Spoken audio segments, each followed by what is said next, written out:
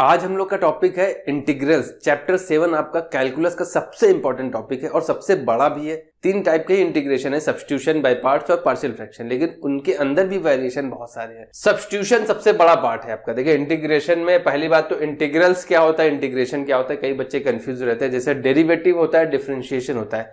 Derivative निकालने का जो प्रोसेस है वो डिफरेंशिएशन है, इंटीग्रल निकालने का जो प्रोसेस है वो इंटीग्रेशन है। इसको हम एंटी डेरिवेटिव या प्रिमिटिव फंक्शन भी बोलते हैं। एक्चुअली जिसका हम इंटीग्रेशन करते हैं उसका डिफरेंशिएशन कर देंगे तो वापस से वही फंक्शन मिल जाता है। सेक स्क्वायर एक्स किसके डिफरेंशिएशन से आता था, tan x के, तो इसका इंटीग्रेशन क्या हो जाएगा, tan x। लेकिन x की जगह देखिए क्या रखा है, 7 माइनस 4x प्लस c लिखते हैं। तो x के साथ जो भी है वो पूरा डिवीजन में आता है विद साइन। ये कॉन्सेप्ट होता है इसका। तो इसका मान लिया कोई इंटीग्रेशन आएगा f(ax + b) अपॉन में a लिखना पड़ेगा प्लस c। ठीक है, ये पता होगा। x के साथ जो है कांस्टेंट में एडिशन सब्ट्रैक्शन उससे मतलब नहीं होता है। फंडा ये होता था हम इसको क्या लेट करते हैं, t, इसको लेट करते थे हम t। तो वो हम एक्सप्लेन नहीं कर रहे हैं हम यहाँ पे। इतने सारे मेथड है, इतने सारी वैरायटी है मैंने कवर कर रखी है, तो हर एक को एक्सप्लेन करना 15 मिनट में पॉसिबल नहीं है। अभी आप भी समझते हो। इंटीग्रेशन का with NCERT detail lecture available है, पूरी प्लेलिस्ट अवेलेबल है, आप जाके देख सकते हो। साथ ही 1 शॉट लेक्चर भी अवेलेबल है और इंपॉर्टेंट क्वेश्चंस की प्लेलिस्ट भी अवेलेबल है चैप्टर वाइज, वो भी देख सकते हो जाके। अब एक तो इस टाइप का क्वेश्चन हो गया। दूसरा क्या है, सिंपल इस टाइप का क्वेश्चन आएगा। इसमें आपको ध्यान रखना है, इवन पार्शियल फ्रैक्शन हो जाए, चाहे अलजेब्रिक फंक्शन ऊपर हो चाहे अलजेब्रिक फंक्शन नीचे हो, आपको क्या ध्यान रखना है कि न्यूमरेटर की जो डिग्री है वो हमेशा लेस देन होनी चाहिए डिनोमिनेटर से। बात समझ में आ रही है, यानी डिनोमिनेटर की डिग्री हमेशा ज्यादा होगी। बराबर भी है तब भी आपको डिवाइड करना पड़ेगा। अगर न्यूमरेटर की डिग्री ज्यादा है डिनोमिनेटर से तब भी डिवाइड करना है, बराबर है तब भी डिवाइड करना है, अदरवाइज आप इंटीग्रेट नहीं कर सकते। बात समझ में आ गई। तो इस प्रोसेस में क्या है, आपको डिवाइड करना पड़ेगा। इसको इजीली डिवाइड कर सकते हैं, इसलिए हम इसका एग्जांपल देखिए। यहाँ पे इक्वल है तो आप सिंपल इंटीग्रेट नहीं कर सकते, ऊपर की डिग्री कम करनी पड़ेगी। ऊपर भी 2 है नीचे भी 2 है, तो डिवाइड करना आपको पता है किस तरीके से डिवाइड करते हैं। अदरवाइज एग्जैक्ट बना लो ऊपर, तो नीचे x+1 का होल स्क्वायर एग्जैक्ट बनाने के लिए +2x करना पड़ेगा, -2x करना पड़ेगा।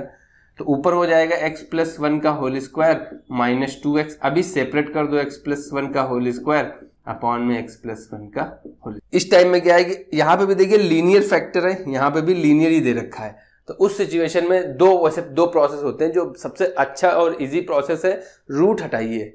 रूट हो सकता था, क्यूब रूट हो सकता था, जो भी दिया होगा यहाँ पे। जैसे यहाँ पे 1/3 पावर दी होती, इसकी पावर 1/3 दी होती, तो हम इस पूरे फैक्टर को 3x + 2 को हम t³ लेट करते।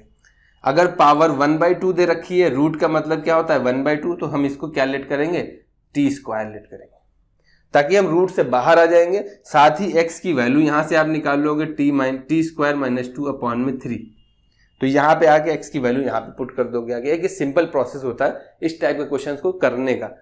ये देखिए ये सिंपल है। f' अपॉन fx टाइप के इंटीग्रेशन क्या होता है, ऊपर डेरिवेटिव दे रखा है तो आपको सिंपल दिख रहा है। इसको t लेट करेंगे तो ऊपर वाला पार्ट पूरा dx dt बन जाएगा और ये 1/t log t में आंसर आ जाता है। इस टाइप के एग्जाम्पल क्या है, tan x है। ये अच्छे पार्ट है, सेपरेट वीडियो मैंने बना रखी है इसकी, आप जाके देख सकते हो। इस टाइप के वैरायटी बहुत बनती है। क्या होता है देखिए, क्या क्या बन सकता था। एक इंटीग्रेशन sin³ x dx आ सकता है, एक इंटीग्रेशन cos³ x dx। अब कहेंगे कि ये वाले इससे कैसे रिलेटेड है, भाई 1 की पावर 0 हो गई। यहाँ देखिए साइन के m3 है, n 0 हो गया। तो इस टाइप के पैटर्न मिल जाते हैं। यानी ये जो देखने में एक लग रहा है, लेकिन इससे कई वैरायटी के क्वेश्चन बनते हैं। ये प्रोसेस लिखना है तो आप पॉइंट वाइज लिख सकते हो अपनी जगह। अगर साइन की पावर ऑड है तो साइन जिसकी पावर ऑड है उसको नहीं लेट करना है, दूसरे वाले को लेट करना है। फॉर एग्जाम्पल के लिए जैसे हमने यहाँ पे sin³ cos² x दे रखा था या cos³ दे रखा होगा, तो हमें जिसकी पावर ऑड है उसको नहीं लेट करना है, इसको लेट करना है। cos को t लेट करोगे तो एक साइन चला जाएगा, sin² बचेगा, sin² को फिर से cos में चेंज कर लेंगे और t वैल्यू रख देंगे। बात समझ में आ रही है। तो ये प्रोसेस होता है। दोनों ऑड है तो किसी को भी t लेट कर लो, दोनों इवन है तो फिर इसको कंबाइन करते हैं एक साइड। यहाँ पे 2 की पावर 2 है तो 2 की पावर 2 से मल्टीप्लाई, 2 की पावर 2 से डिवाइड करा देंगे, तो ये फॉर्मूला बन जाएगा 2 sin x × cos x का होल स्क्वायर, यानी वैल्यू आएगी sin 2x का होल स्क्वायर। बात समझ में आ रही। तो ये इस टाइप के फॉर्मूले में आ जाते हैं। बस एंगल डबल है तो जब सिंगल टर्म दे रखा हो sine square, sine cube, sine की पावर 4, तो उसको एंगल में चेंज करते हैं। किस तरीके से चेंज करते हैं पावर को एंगल में, वो देख लीजिए जरा। अगर यहाँ सिंपल x है तो यहाँ 2x आ रहा था, cos 4x अगर बनाओगे तो ये हो जाएगा 2 cos स्क्वायर 2x माइनस 1 और 1 माइनस 2 साइन स्क्वायर 2x। तो अगर यहाँ पे स्क्वायर 2x है तो इसको उधर ले जाना, इसको इधर ले आना, और x के साथ जो भी आता है वो डिवीजन में आता है, पहले बता रखा हमने। तो ये सभी फॉर्मूला जो पीछे से पढ़ते आना ना, सभी का मिक्सचर होता चला जाएगा। 1 2 दूसरा बन जाएगा, तीसरा बन जाएगा cos cos, चौथा बन जाएगा cos sin या sin cos। बात समझ में आ रही? तो इस टाइप का एक सेपरेट वीडियो है, आप आई बटन पे क्लिक करके भी जा सकते हो। बहुत अच्छे से एक्सप्लेन किया, चारों वेरिएशन कब क्या करना है आपको मैंने बता रखा है। सिंपल करना क्या होता है, इनका डिफरेंस लेना होता है, x माइनस ए माइनस एक्स और माइनस माइनस प्लस बी हो जाएगा, यानी b माइनस ए आ रहा है। तो अगर सिमिलर है साइन वाले से मल्टीप्लाई कराना पड़ेगा, और अगर डिफरेंट है तो कॉस वाले से मल्टीप्लाई कराना पड़ेगा। कॉस ये जो आता है, अगर यहाँ पे सिमिलर है तो साइन जो डिफरेंस आया है साइन फैक्टर लेंगे, अगर साइन कॉस या कॉस साइन दिया होता तो हम कॉस वाले से मल्टीप्लाई कराते। डिफरेंस यही लेना होता है, बस कॉस से मल्टीप्लाई करा देंगे। अगर सेक की पावर इवन है, फॉर एग्जांपल के लिए tan cube x sec square x dx होगा, या tan स्क्वायर x सेक की पावर 4x dx, कुछ भी आ सकता है। सेक की पावर इवन रहेगी, tan की पावर चाहे इवन हो चाहे ऑड हो, उससे कोई फर्क नहीं पड़ता। आपको क्या लेट करना है, let tan x is equal to t, क्योंकि tan x को t लेट करोगे sec square x dx dt हो जाएगा। अगर पावर 4 थी तो एक स्क्वायर वाला चला जाएगा, सेक स्क्वायर बचेगा, उसको फिर से tan स्क्वायर में चेंज कर सकते हैं, 1 प्लस tan स्क्वायर बराबर सेक स्क्वायर x होता है। अब अगर ऑड पावर है, किसकी, सेक की पावर है, तब हम देखेंगे tan की क्या कहानी। वहां पे 3 केसेस लेने पड़ते हैं, या तो वो भी ऑड होगी, फॉर एग्जाम्पल के लिए हमने दे दिया tan cube x into sec cube x dx, या सिंपली हमने दे दिया tan x into sec cube x dx, इस टाइप से आ सकता है। m आपका 0 हो सकता है, कहने का मतलब है सेक स्क्वायर x dx आ जाएगा, या सेक स्क्वायर नहीं, ऑड वाली सिचुएशन है तो यहाँ पे 3 वैल्यू आ सकती थी, या सेक की पावर 5x dx आ सकता था। अभी ये इवन भी हो सकती थी। अभी हम tan की पावर बात कर रहे हैं, ये है tan पावर, ठीक है। मैंने बहुत अच्छे से एक्सप्लेन कर रखा है, फिर भी आपको पूरा डिटेल लेक्चर देखना पड़ेगा। यहाँ वहां पे जाके ये वाला मेथड देख सकते हो, कहाँ मैंने एक्सप्लेन किया है, वहां से आप पूरा कॉन्सेप्ट समझ सकते हो। इवन के सिचुएशन में क्या हो सकती थी, सेक की पावर तो ऑड है, सेक क्यूब x हो गया, tan स्क्वायर x हो सकता था, या अगर दोनों की पावर ऑड है तो आप सिंपली लेट कर लो, let sec x is equal to t। Sec x यहाँ पे बाई पार्ट्स लगता है, इसलिए मैं इसको एक्सप्लेन नहीं कर रहा अभी। इस सिचुएशन में बाई पार्ट्स लगता है, sec square x into sec x. अभी बाई पार्ट्स आ नहीं रहा, सब्स्टिट्यूशन वगैरह, बस यहाँ ध्यान रखो sec square sec cube x है, सेक की पावर 5 ऐसे मिलेगा नहीं, अगर मिलता भी है तो आपको इनको 2 पार्ट में ब्रेक कर लेना है, sec square x into sec x dx। इसका इंटीग्रेशन पॉसिबल है, इसका थोड़ा सा लॉग में आता है तो इसको फर्स्ट फंक्शन मानना होगा, इसको सेकंड फंक्शन मानना होगा। बात समझ में आ रही है? अगर एक की पावर ऑड दूसरे की पावर इवन है तो इसको हमें फिर से चेंज करना पड़ता है। tan स्क्वायर एक्स को क्या लिख, जैसे ये सिचुएशन है, इसको क्या लिख सकते थे, सेक स्क्वायर एक्स माइनस 1। इसको क्या लिख सकते थे, sec square x minus 1 dx, और ये अंदर है सेक एक्स, अंदर मल्टीप्लाई करा दोगे तो यही सिचुएशन बन जाएगी, sec cube x dx minus sec x dx। इसका तो इंटीग्रेशन हो जाएगा सेक एक्स का, सेक क्यूब एक्स वाला फिर बाई पार्ट्स लग जाएगा, यानी प्रोडक्ट रूल लग जाएगा। ये वाली सिचुएशन कैसे होती है, जब इस टाइप के क्वेश्चन मिल जाए, जैसे ये दे रखा है इंटीग्रेशन, तो इसमें करना क्या होता है, जो भी रैशनल पावर्स दे रखी है, 1/2 1/3 है, तो डिनोमिनेटर जो भी उसका एलसीएम ले लेना होता है। यहाँ पे एलसीएम कितना हो जाएगा, 6। तो अब हमको लेट करना है, let x is equal to t की पावर 6। इस सिचुएशन में देखिए कितनी पावर थी, डिनोमिनेटर में 1/2 और 1/4, तो एलसीएम कितना आएगा, 4। तो अब इस सिचुएशन में आपको लेट करना पड़ेगा x की वैल्यू t की पावर 4। मेन तरीका क्या है कि रैशनल पावर को हम हटा सकते हैं, फिर आपको देखना है क्या प्रोसेस लग रहा है। ट्रिग्नोमेट्रिक सब्स्टिट्यूशन आपका 3 पार्ट में आया है, इनवर्स ट्रिग्नोमेट्री, डिफरेंशिएशन और इंटीग्रेशन। ट्रिग्नोमेट्रिक सब्स्टिट्यूशन इंपॉर्टेंट है आपके लिए, जैसे ये दिया है आपको क्या सब्स्टिट्यूट करना है आपको पता होना चाहिए। पहले बात तो ये एग्जैक्ट फॉर्मूले है, तो आप देखो ना, x की जगह ट्रिग्नोमेट्रिक फंक्शन रखना है, 1 माइनस ट्रिग्नोमेट्रिक फंक्शन का स्क्वायर क्या होता है, वो सिर्फ साइन के केस में होता है, यानी यहाँ पे साइन थीटा लेट कर सकते हैं या कॉस थीटा लेट कर सकते हैं। ट्रिग्नोमेट्रिक फंक्शन के स्क्वायर -1, ये मैंने सारे प्रोसेस बता रखा है कि किस तरीके से याद रखना है चीजों को। इसको अगर नोट करना है तो नोट कर लीजिए। चलिए आगे आ जाते हैं। देखिए ये वाला क्वेश्चन मैंने इसकी कई वैरायटी बनती है, सिर्फ √10x आ सकता है, √cot x आ सकता है, बीच में कई सारे वेरिएशन बन जाते हैं। तो इसकी एक सेपरेट वीडियो है, आप जरूर देख लीजिएगा, या आई बटन पे आप जाके देख सकते हो। ये मैंने बहुत अच्छे से एक्सप्लेन कर रखा है, तो ये क्वेश्चन आपको वहां से क्लियर हो जाएगा। बात कर लें जरा इस टाइप के क्वेश्चन। लीनियर का क्वाड्रेटिक का मतलब है क्वाड्रेटिक क्वेश्चन होगी वो ऐसे आ सकती है, रूट में आ सकती है, या सिंपल ऊपर होगी तो सिर्फ रूट में होगी, अदरवाइज अगर यहाँ रूट नहीं होता तो सिंपल इंटीग्रेशन हो जाता है, वो नहीं होगा। तो इस टाइप में हमें करना क्या, मान लिया ऐसी सिचुएशन दे दी गई कि रूट के अंदर 2x² + 5x + 6dx ऐसा है, तो हमें सिर्फ परफेक्ट स्क्वायर बनाना होता है इसको। और जितने अभी स्पेशल फॉर्मूले लिखे थे ना, इन्हीं में से कोई चिपक जाएगा आपके, वही लगाना पड़ेगा। 2x² + 5x + 6 को अगर हमें परफेक्ट स्क्वायर बनाना है तो सबसे पहले इसका कोफिशिएंट 1 करना पड़ता है। 2 कॉमन ले लोगे तो x² + 5/2x + 3 बचेगा। जो बचा है कितना, 5/4। इसके स्क्वायर को ऐड और सब्ट्रैक्ट कर देते हैं तो वैल्यू कितनी बचेगी, 2 × x² + 5/2x। अभी इसका स्क्वायर हो जाएगा 25/16 - 25/16 + का 3। अभी कुछ लोग चाहो तो हम सिर्फ इतने से भी कॉमन ले सकते थे, ये वाला कांस्टेंट बाहर रखना, ये आप पे डिपेंड करता है यार, टोटली आप पे डिपेंड करता है। अब ये देखिए यहाँ प्लस है तो प्लस का होल स्क्वायर बनेगा, यहाँ माइनस है तो माइनस का होल स्क्वायर बनेगा। ये तो हमेशा प्लस वाले ही लेने, माइनस वाला कभी कंसीडर मत करना। जब भी हम ये नंबर स्क्वायर करेंगे ना, हमेशा प्लस वाला ही लेते हैं, क्योंकि यहाँ का साइन a² + b² और a - b² में सिर्फ यहीं पे -2ab में ही माइनस होता है बस। तो यहाँ पे वैल्यू क्या हो जाएगी, ये बन जाएगा 2 × x + 5/4 का होल स्क्वायर, और यहाँ पे जो ऐड कर दोगे तो ये प्लस का 23/16। अब 2 से मल्टीप्लाई करा देना, 2 से मल्टीप्लाई करा दोगे तो ये वैल्यू हो जाएगी x + 5/4, या तो ये पूरा बाहर ही ले लो, और ये इसका होल स्क्वायर, ये √23/16 का होल स्क्वायर हो जाएगा।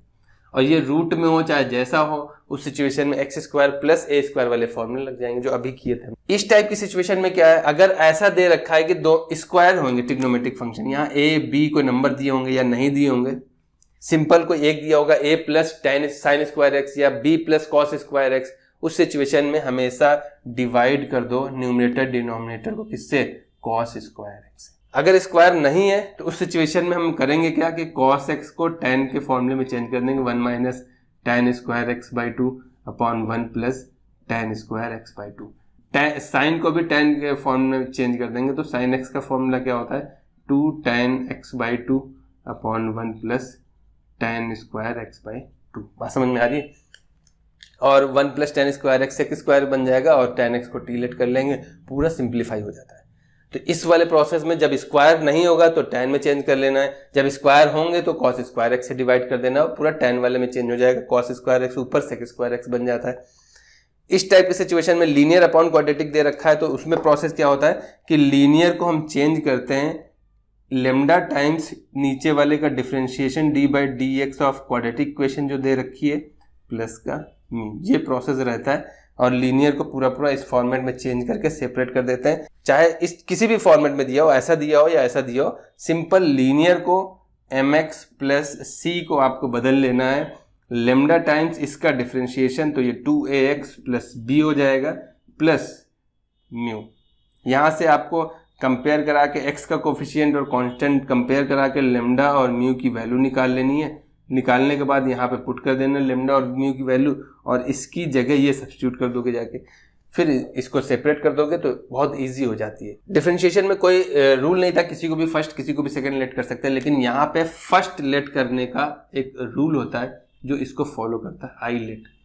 इस सीक्वेंस में जो पहले आएगा वो पहला फंक्शन माना जाएगा। ये होता है इनवर्स, आपको पता होगा, ये होता है लॉग, ये अलजेब्रा, ट्रिग्नोमेट्री और एक्सपोनेंशियल। एक्सपोनेंशियल मतलब e⁻x या a⁻x टाइप का function, trigonometry sine cos tan, algebraic function x² x³ या पूरा पॉलिनोमियल या क्वाड्रेटिक इक्वेशन कोई भी दे रखी हो, तो उस सिचुएशन में जो पहले मिल जाएगा वो पहला फंक्शन है। x log x ये अलजेब्रिक फंक्शन है, ये लॉगरिथमिक फंक्शन है। जब आप आइलेट पढ़ोगे तो log l पहले आता है, अलजेब्रा बाद में आती है, यानी ये पहला फंक्शन होगा, ये दूसरा फंक्शन होगा।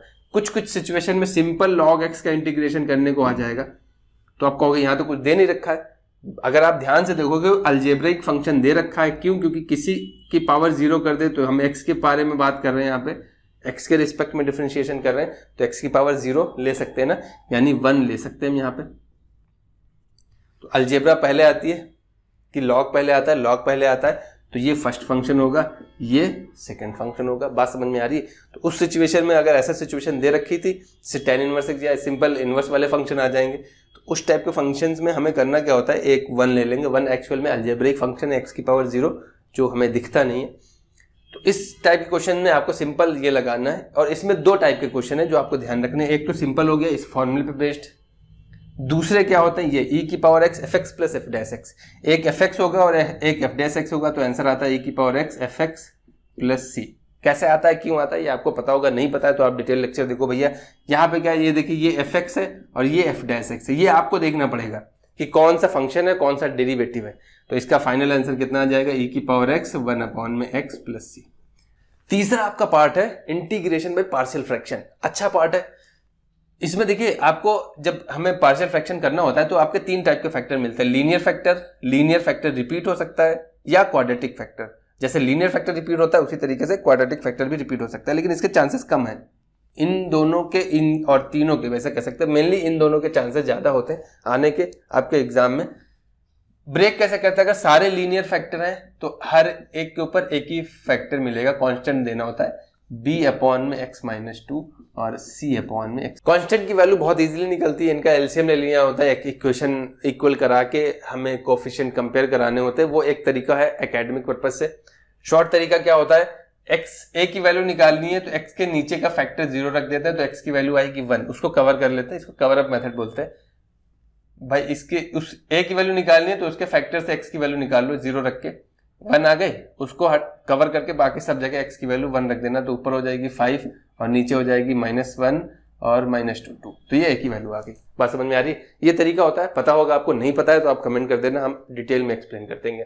b की वैल्यू निकालनी है तो b के फैक्टर की वैल्यू निकाल लेना, उसको कवर करके सब जगह 2 रख देना, b की वैल्यू आ जाएगी। इस टाइप में क्या करना होता है, जब रिपीट हो रहा है तो a की वैल्यू x-1, b की वैल्यू x-1 का होल स्क्वायर। ठीक है भाई, पावर 2 अगर 3 होती तो एक बार हम और लिखते c/में पावर 3। भाई जब एलसीएम लेते तभी तो ऐसा सिचुएशन होती है। तो यहाँ पे पावर कंप्लीट हो गई उसकी, तो x+1 हो जाएगा और d/x+2 हो जाएगा। बात समझ में आ रही? अब कवर अप मेथड से हम सिर्फ लीनियर फैक्टर की वैल्यू निकाल पाते हैं। बात समझ में आ रही? क्योंकि यहाँ पे x की वैल्यू 1, इसके लिए भी वही रहेगी, इसके लिए भी वही रहेगी, तो हम सिर्फ लीनियर फैक्टर की वैल्यू निकाल सकते हैं। यानी आप d की निकाल सकते हो, c की निकाल सकते हो, a की निकाल सकते हो, b की नहीं निकाल सकते। उस सिचुएशन में हमें एलसीएम लेके कोफिशिएंट कंपेयर करा के इक्वेशन बनानी पड़ेगी। और हमने a c d तो निकाल ही रखा है, एक ही इक्वेशन से काम हो जाएगा हमारा। जब क्वाड्रेटिक इक्वेशन होती है तो लीनियर के लिए तो वही प्रोसेस होता है, x+1। अगर क्वाड्रेटिक है तो ऊपर लीनियर बनाना पड़ेगा, यानी bx+c/x²+2। नीचे क्वाड्रेटिक फैक्टर था।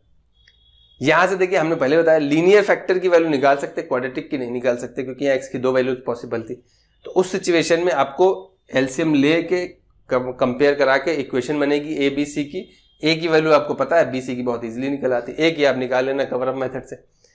सेम वही प्रोसेस है, ये तो सेम है, लीनियर है तो वही रहेगा x-1। अगर रिपीट होता लीनियर भी तो यहाँ पे b/x-1 का होल स्क्वायर आता है। फिर ये क्वाड्रेटिक है तो cx+d/x²+1 है, और ये भी रिपीट हो रहा है तो अब आएगा ex+f/x²+1 का होल स्क्वायर। ये लीनियर फैक्टर की तो हम वैल्यू निकाल सकते थे, बाकी सबकी आपको इक्वेशन बना के कंपेयर करा के निकालनी पड़ेगी। एक छोटी सी वीडियो मैंने बना रखी है कि जो बड़े वाले इंटीग्रेशन फॉर्मूले होते हैं उनको किस तरीके से याद रखना है, एक तरीका बता रखा है जिससे आप बड़े फॉर्मूले याद रख सकते हो। थोड़ी वीडियो बड़ी हो गई है तो वो आप मैनेज कर लेना यार, बहुत बड़ा चैप्टर भी है तो छोटे टाइम में समेटना काफी टफ पार्ट है, तो वो आप देख लेना। ठीक है।